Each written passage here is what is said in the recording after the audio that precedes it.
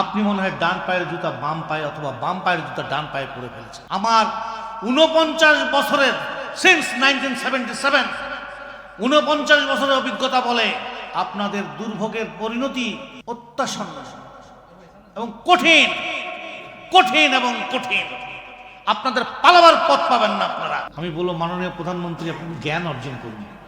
আপনার মাকে ওইভাবে দিগ্ভ্রান্ত করা হয়েছিল যে শিশু এবং পাগলের কথা বলে সর্বশেষ আপনার মা সেখানে দাঁড়িয়ে থাকতে পারেননি। আমাদের খুব কষ্ট হয়েছিল, খুব কষ্ট হয়েছিল আমাদের।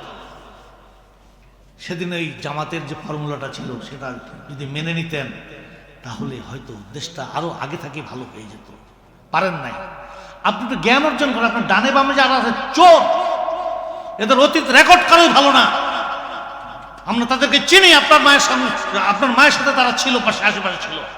কয়েকজন মাত্র সৎ ব্যক্তি ছাড়া বাকি সবাই চোর এবং টাউ। দেশটার সর্বনাশ করেছে, ভারতকে লাভবান করেছে, দেশের জনগণের ক্ষতি করেছে।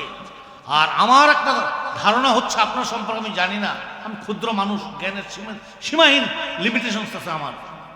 আপনি মনে হয় ডান পায়ের জুতা বাম পায়ে অথবা বাম পায়ের জুতা ডান পায়ে পরে ফেলেছেন।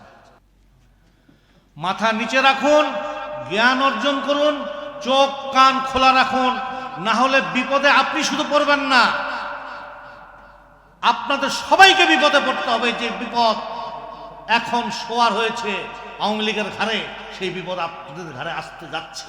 আমার 49 বছরের সিন্স 1977 49 বছরের অভিজ্ঞতা বলে আপনাদের দুর্ভোগের পরিণতি অত্যাসন্ন এবং কঠিন কঠিন এবং কঠিন।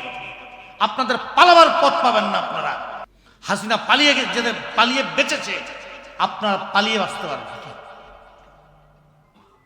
আর একটি কথা শুধু বলবো, আমরা একটু সহনশীল হওয়ার চেষ্টা করি, কারণ সবাই মিলে দেশটা আমার গড়তে হবে। কারণ একটু এদিক সেদিক হয়ে গেলে ভারত শুধুমাত্র বাকবাকুম করে আসে যে আমাদের মধ্যে কোনোভাবে একটা গন্ডগোল লাগিয়ে দিতে পারলে তারা এবার এখানে একটা সামরিক মিলিটারি আগ্রাসন করতে পারে কিনা, এই বিষয়টা তাদের ভিতরে এখন নিয়মিত গবেষণা হচ্ছে। এই গবেষণা থেকে তারা বলছে যে বাংলাদেশে এবার সুযোগ পেলেই আমরা সামরিক আগ্রাসন করব, যেটা অন্যান্য ক্ষেত্রে তারা করেছে। আমাদেরও সাবধান হতে হবে, সাবধানের পথ চলতে হবে এবং স্লো অ্যান্ড স্টেডি। তাদেরকেও আমাদের সুযোগ দিতে চাই। তবে আমার কাছে মনে হচ্ছে বিএনপির ওই আক্কেল জ্ঞানের অভাব আছে, তা তাদের দ্বারা হবে না। এবং শেষ পর্যন্ত আমাদেরকে ঝড়ের বেগেই নামতে হবে, তুফানের মতো করে নামতে হবে এবং লড়াই করতে হবে। এবং লড়াই করে শেষবারের মতো ভারতের আগ্রাসন থেকে নিজেকে রক্ষা করতে হবে, এই দেশকে রক্ষা করতে হবে, মাতৃভূমিকে রক্ষা করতে হবে এবং জনগণের দাবি আদায় করে জনগণের সরকার দেশে কায়েম করতে হবে।